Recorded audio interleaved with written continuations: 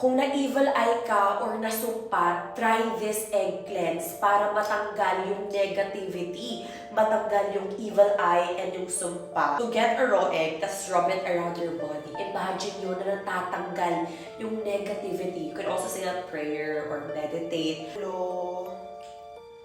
Sa neck, sa mukha. There's a baso, then crack the egg. Ayan. And see what's gonna happen to the egg.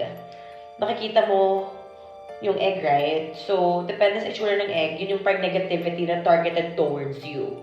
Tapos ito yung meaning ng itlog, egg cleanse meaning. So kung may bubbles, may ibig sabihin negativity. Kung may figure sa yolk, envy.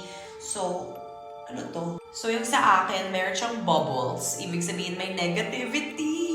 Tapos may cloud swirling sa yolk. Ibig sabihin emotional problems. Oh my God, that's so true. I'm so emotional. Kita mo, umiiyak kanina.